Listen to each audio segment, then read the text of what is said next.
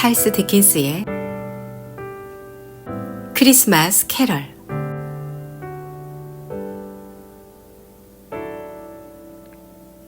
저만치서 무언가가 스멀스멀 움직였다.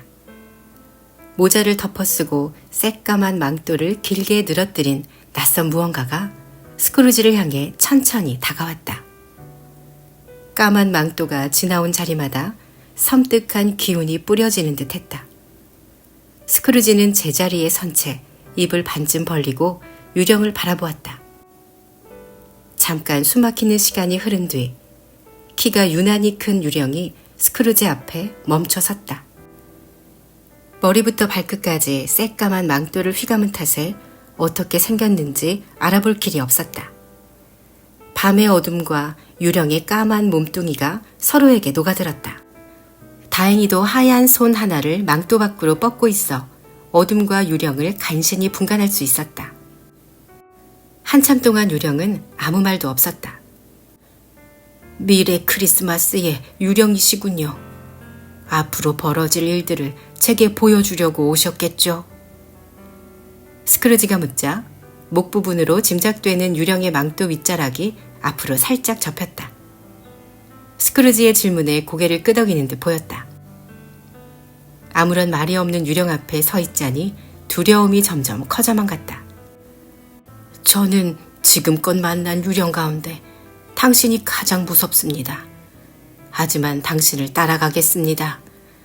앞서 만난 유령들처럼 당신 역시 제게 큰 깨달음을 주시리라 믿기 때문입니다. 당신이 원하는 곳으로 저를 데려가 주십시오. 유령은 여전히 말이 없었다. 다만 스멀스멀 다가와 스크루지를 자신의 검은 그림자로 뒤덮었을 뿐이었다. 그림자에 뒤덮이자 유령이 가는 방향에 따라 스크루지의 몸이 절로 끌려갔다. 둘은 도시 한복판에 도착했다. 유령이 팔을 길게 뻗어 무언가를 가리켰다. 유령이 가리키는 손가락 끝에 무리지어 이야기를 나누는 상인들이 보였다. 모두 스크루지가 아는 사람들이었다. 어젯밤 그 고약한 노인네가 죽었대요. 왜 죽었답니까? 어차피 죽은 거 왜 죽었는지 알아서 뭐하겠소. 그나저나 그 많은 돈을 다 어떻게 하고 죽었는지 원. 혹시 누구한테 물려주고 죽었는지 아시오? 글쎄요. 아무튼 나한테는 물려주지 않았소. 상인들이 웃음을 터뜨렸다. 장례식에 가겠다는 사람이 없다오. 우리라도 가보는 게 어떻겠소? 부지만 점심이라도 나오면 모를까. 살아있을 때도 밥 한 끼 대접할 줄 모르던 구두쇠가 죽어서 우리한테 밥을 줄 리는 없고. 상인들은 한참을 껄껄대고 웃더니 각자 흐지부지 흩어졌다. 스크루지는 생각했다. 사람이 죽었다는데 저렇게 웃고 떠들기나 하다니. 유령은 다른 곳으로 스멀스멀 스크루지를 끌고 갔다. 외진 골목에 서서 이야기를 나누는 두 사람이 보였다. 그들 역시 스크루지와 알고 지내던 사이였다. 돈벌레 영감이 죽었다면서? 그러게 말이야. 그나저나 오늘 날이 참 춥지. 크리스마스에 꼭 맞는 날씨지. 아이고, 시간이 벌써 이렇게 됐군. 파티에 늦지 않으려면 서둘러야겠어. 그럼 다음에 보세. 그뿐이었다. 그들은 누군가가 죽었다는 사실을 사람이 코로 숨을 들이쉬는 일만큼이나 아무렇지 않게 여겼다. 유령이 그들의 이야기를 귀담아 듣게 하는 이유가 무엇인지 알 길이 없었다. 하지만 깊은 뜻이 있으리라 짐작했다. 스크루지는 사람들의 이야기와 자신이 본 광경들을 빠짐없이 기억해 두기로 했다. 유령은 허름한 건물에 자리 잡은 어느 사무실로 스크루지를 데려갔다. 그곳은 버려진 쇠붙이며 빈 병 등을 사고 파는 곳이었다. 산더미처럼 쌓인 고물 사이로 늙은 건달이 보였다. 건달이 입을 크게 벌려 하품을 하던 참에 보따리를 든 젊은 여자 하나가 들어왔다. 그 뒤를 따라 할머니 하나도 보따리를 들고 나타났다.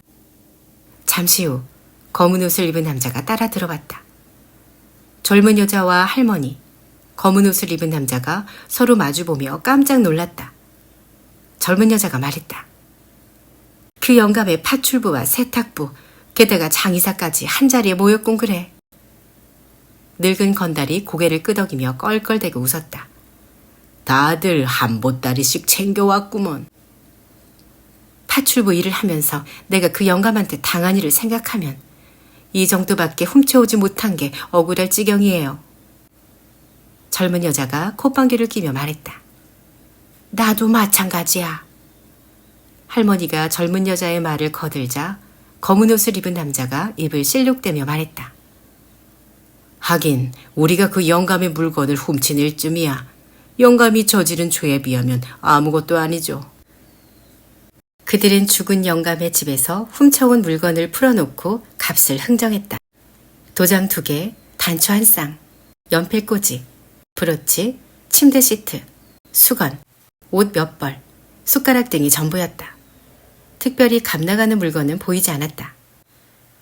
늙은 건달이 물건값을 내어주며 투덜거렸다. 그 영감이 전염병으로 죽진 않았겠지. 혹시 모르니 가져온 물건들을 각자 보따리에 싸서 저 구석에 던져두시오. 내 손으로 만지긴 영 꺼림직하니까. 스크루지는 화가 나서 온몸이 떨렸다. 죽은 사람을 위해 울어주기는커녕 물건을 훔쳐다 팔아넘기다니. 죽은 영감이 누군지 몰라도 한없이 가여웠다. 스크루지가 악당들을 노려보며 치를 떨던 중 갑자기 장소가 바뀌었다. 캄캄한 방이었다. 스크루지는 이곳이 누구의 방인지 알고 싶었다. 하지만 방이 너무 어두웠다. 희미한 달빛이 침대 위만 간신히 비추었다. 시트가 벗겨진 낡은 침대 위에 누더기 이불에 둘둘 말린 누군가가 누워 있었다. 사람들이 잔인하리만큼 업신여겼던 영감의 시체라는 직감이 들었다. 이불을 젖혀 누군지 확인하고 싶었지만 용기가 없었다. 죽은 영감이 사랑과 존경을 받아온 인물이 아니라는 것은 확실했다. 그렇지 않다면 이렇게 비참한 죽음을 맞을 리 없었다. 스크루지는 이 영감이 다시 살아난다면 가장 먼저 무엇을 떠올릴지 궁금했다. 부디 자기 잘못을 후회하길 바랬다. 여전히 욕심으로 가득한 생을 살아 또다시 비참한 죽음을 맞이하는 일은 없기를 바랬다. 유령님, 저 영감이 너무 불쌍합니다. 저 영감의 죽음을 조금이라도 슬퍼하는 이가 있다면 누군지 보여주십시오. 유령이 검은 옷자락을 펄럭였다. 둘은 햇살이 환히 비치는 집으로 들어섰다. 한 여자가 불안한 얼굴로 집안에 서성댔다. 잠시 후 그 여자의 남편이 힘없이 문을 열고 들어왔다. 아내가 물었다. 좋은 소식인가요? 나쁜 소식이요.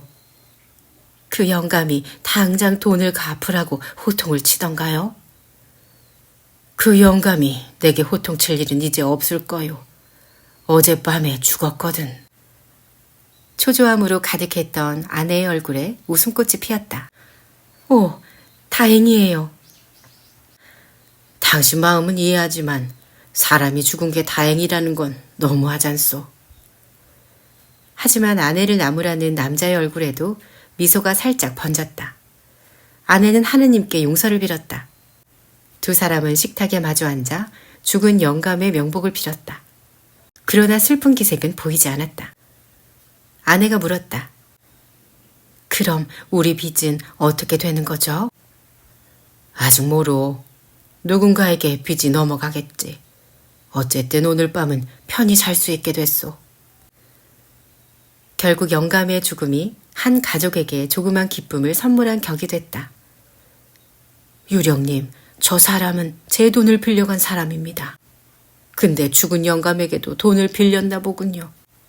어쨌든 저들도 영감의 죽음을 슬퍼하지는 않는군요. 오히려 기뻐하는 듯합니다.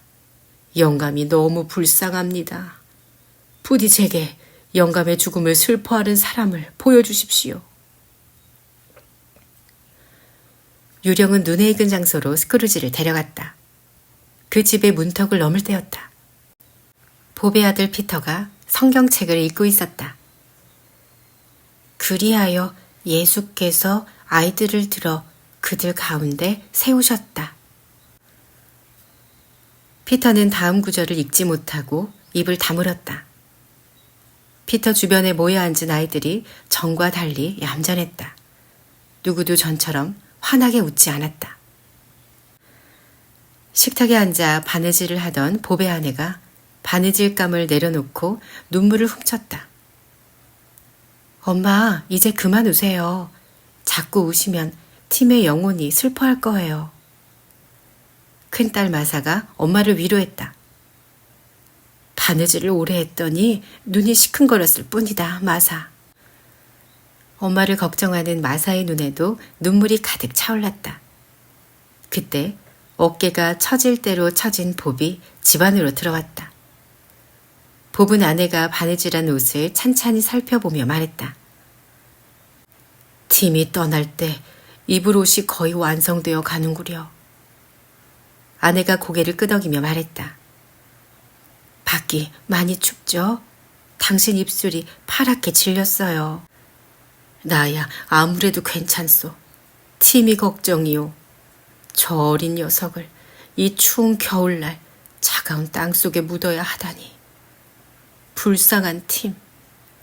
사랑하는 내 아들. 봅은 울음을 터뜨리고 말았다. 꼬맹이 둘이 쪼르르 달려와 작고 여린 뺨을 아빠 뺨에 대고 비벼댔다. 어떤 말로도 아빠를 위로할 수 없음을 아이들도 알았다.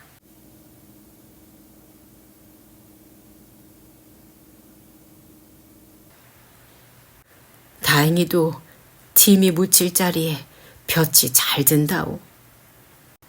봅이 아내의 등을 쓸어주며 울먹였다. 집안에 가득했던 웃음소리가 팀과 함께 멀리 떠나버린 듯 했다. 봅은 자리에서 일어나 2층으로 올라갔다. 다락방 한쪽에 팀이 누워 있었다. 팀은 낮잠을 자고 있는 것처럼 평화롭게 보였다. 차갑게 식어버린 팀의 볼에 봅이 입을 맞추었다. 봅이 흘리는 뜨거운 눈물이 팀의 얼굴을 촉촉히 적셨다. 두려워 마라, 팀. 하느님께서 너를 지켜주실 거야. 아무렴. 하느님과 꼭 닮은 우리 팀을 모른 척 하실 리 없지. 봅은 한참 동안 팀의 얼굴을 어루만졌다. 봅의 등 뒤에 서 있던 스크루지도 울음을 터뜨렸다. 가능하다면 팀을 살리고 싶었다. 천사처럼 해맑고 사랑스러운 이 아이가 차가운 땅 속에 묻힐 것을 생각하니 정신이 아찔했다.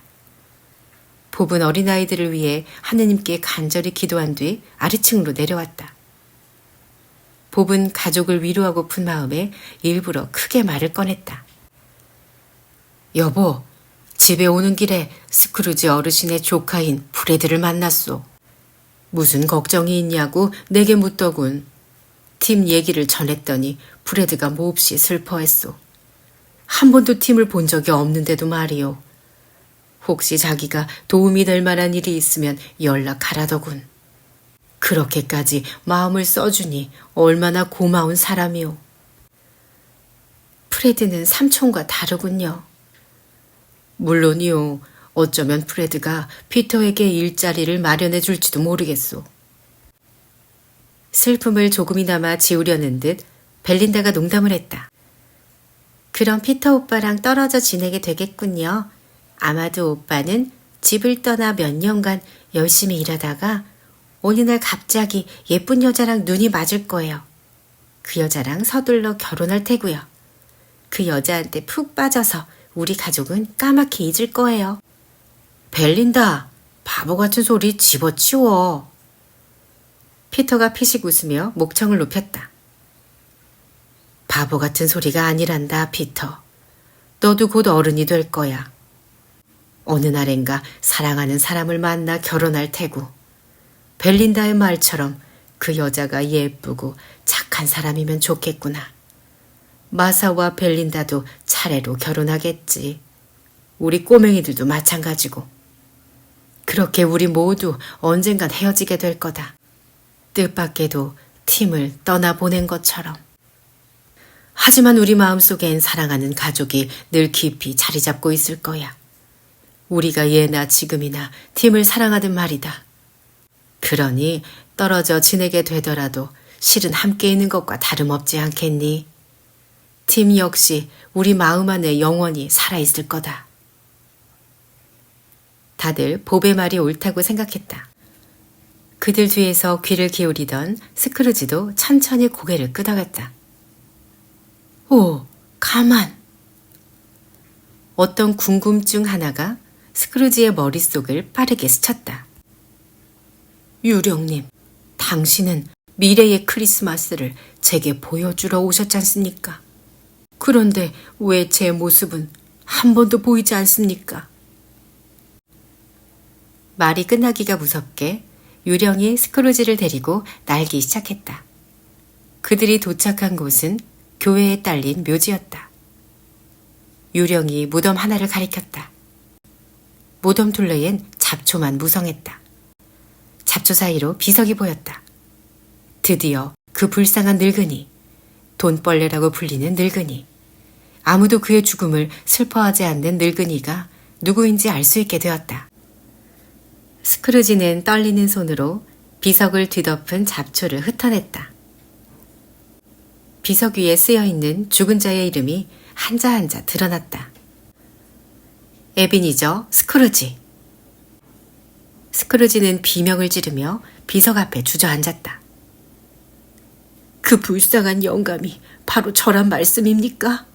오, 안 됩니다. 절대 안 됩니다. 이런 비참한 모습으로 죽긴 싫습니다. 저는 이미 예전의 제가 아닙니다. 세 분의 유령님 덕에 깨달은 점이 많습니다. 지금까지와는 다르게 살겠다는 다짐을 수도 없이 했다고요. 부디 제게 시간을 주십시오. 스크루지는 유령 앞에 엎드려 울부짖었다. 유령의 손이 가늘게 떨렸다. 무언가 크게 망설이는 듯 했다. 주변 사람들을 아끼고 사랑하며 살겠습니다. 어려운 이웃을 내 몸처럼 돌보겠습니다. 고통받는 이들을 위해 기도하겠습니다. 그들의 고통을 제가 덜어줄 수 있다면 그리 하겠습니다. 정말이지 이대로 죽을 수는 없습니다. 꼭 하고 싶은 일이 있기 때문입니다. 팀, 봅의 아들 팀, 그 여리고 사랑스러운 아이를 제가 살려내고 싶습니다. 팀이 죽는 것은 미래의 일이니 지금부터라도 잘 보살핀다면 반드시 살려낼 수 있을 겁니다. 그렇죠, 유령님. 그렇다고 말씀해 주세요. 오, 하느님. 팀을 굽어 살피소서. 스크루지는 어느새 자신의 죽음보다 한 아이의 죽음을 슬퍼하고 있었다. 유령의 고개가 천천히 앞으로 꺾였다. 기다란 검은 망토가 움츠러들며 차츰 작아졌다. 작아지고 더 작아지고 더욱더 작아진 유령은 마침내 침대 기둥이 되었다. 스크루지는 그대로 침대에 쓰러져 정신을 잃었다.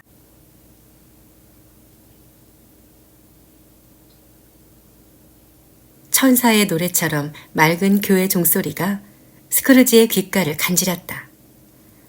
스크루지는 얼른 눈을 떴다. 햇살이 부드럽게 쏟아져 내려 스크루지의 얼굴을 다정히 감쌌다. 스크루지는 침대에서 일어나 무릎을 꿇었다. 여보게 말리, 정말 고맙네. 내게 베푼 은혜가 자네의 쇠사슬을 끊어주길 빌겠네. 세 분 유령님 고맙습니다. 제게 주신 가르침을 잊지 않겠습니다. 제게 허락된 모든 시간을 값지게 채워가겠습니다. 오 하느님, 언제나 저와 함께 해주소서.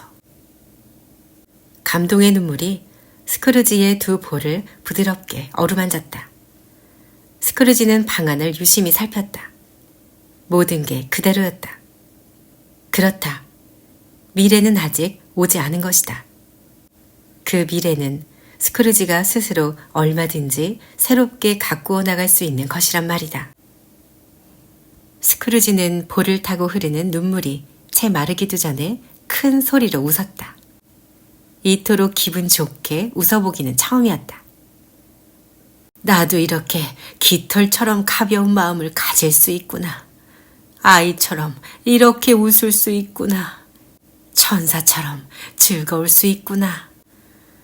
스크루지는 공중공중 집안을 뛰어다녔다. 스크루지는 말리가 들어왔던 문을 바라보며 환하게 웃었다. 첫 번째 유령을 만났던 침대 위를 살살 쓰다듬어 보기도 했다. 두 번째 유령을 만났던 거실을 뱅뱅 돌며 행복한 표정을 짓기도 했다. 마지막 유령을 떠올리며 머리를 조아리기도 했다. 오, 모든 게 사실이야. 내가 새롭게 태어났다는 것까지도. 이 기쁨을 누군가와 나누지 않고는 못 견디겠군. 스크루지는 급히 창가로 뛰어갔다. 창문을 활짝 열자 시원한 바람이 훅 끼쳤다.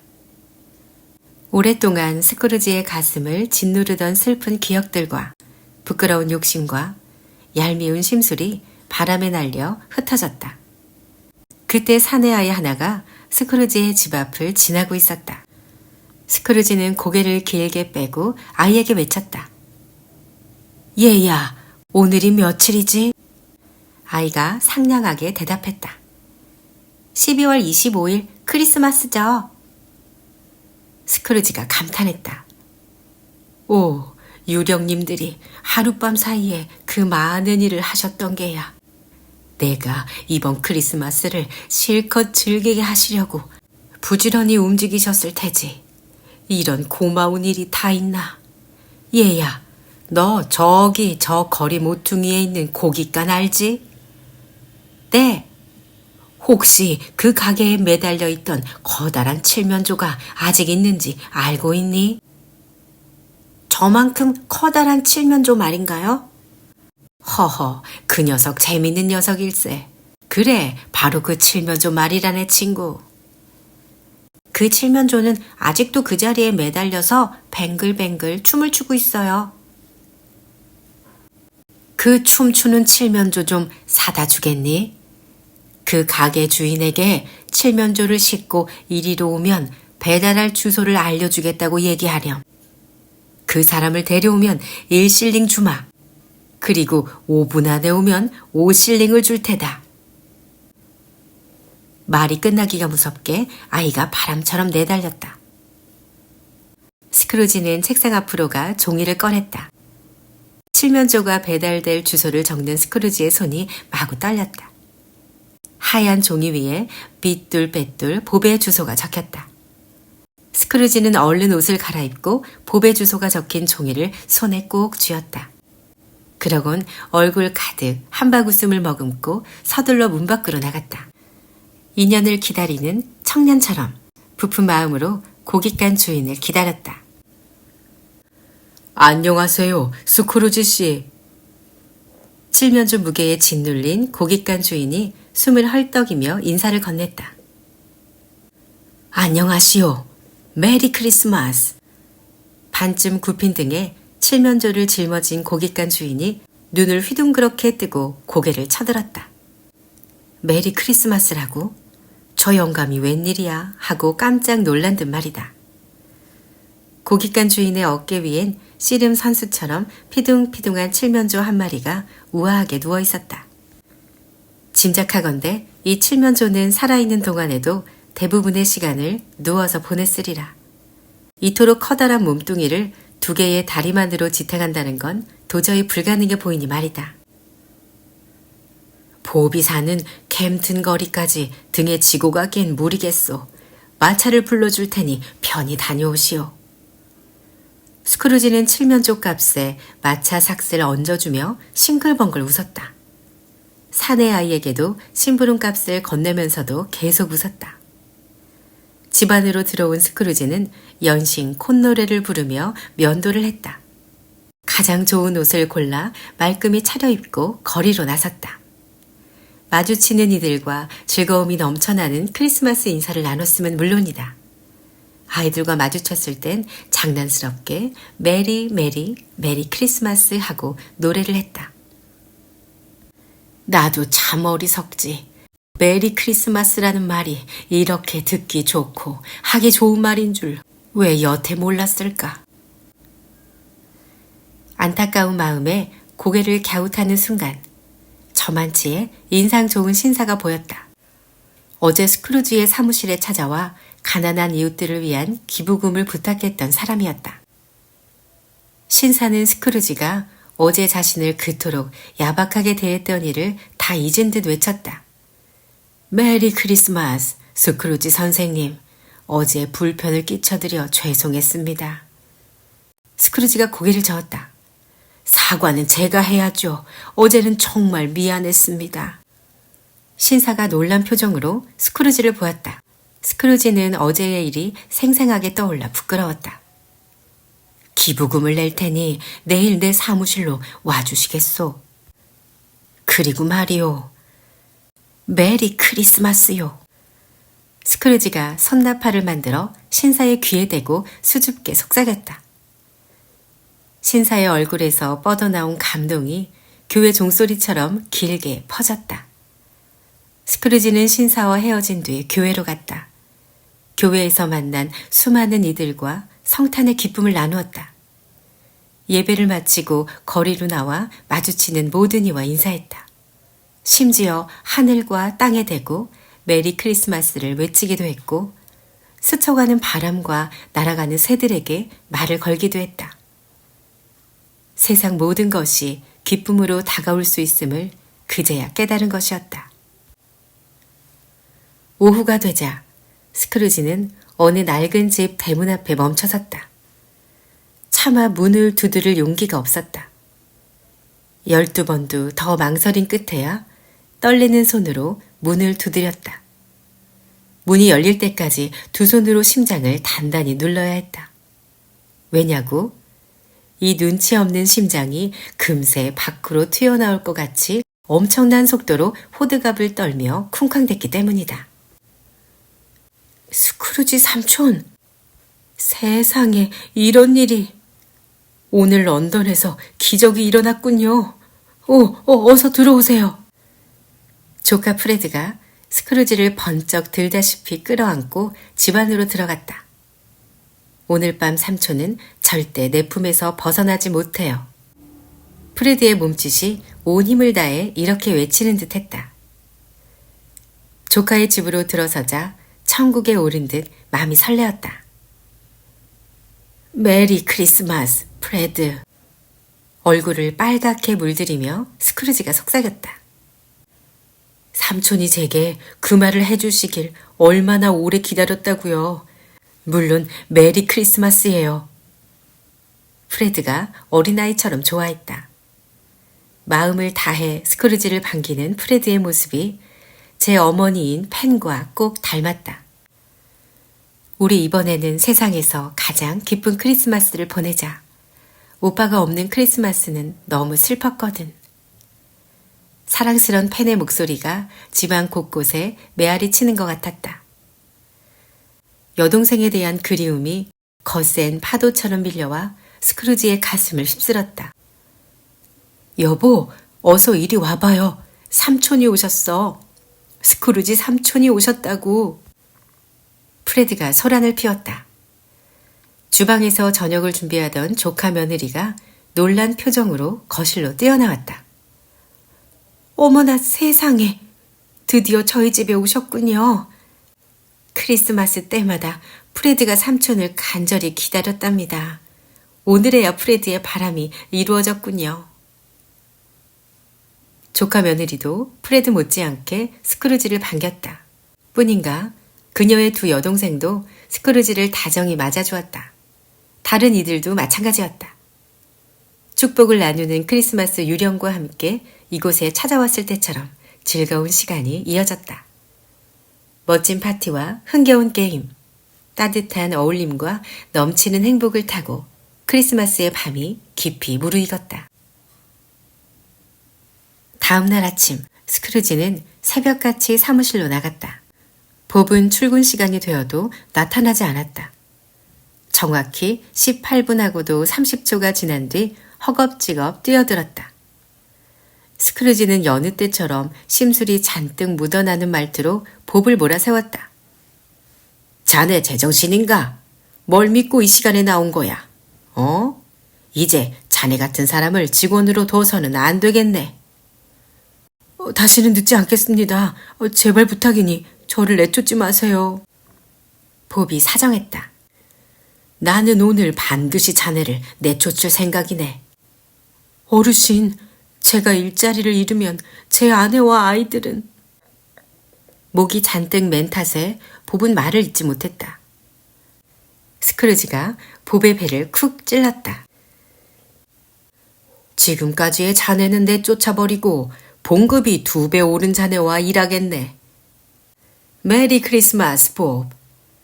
자, 이리 와 난로불 좀 쬐게. 장작을 듬뿍 넣어 뜨겁게 달궈 놓았다네. 자네를 위해서 말일세. 지금까지 내가 자네에게 주었던 고통의 1000배, 아니 10,000배 이상 행복하길 비네, 봅.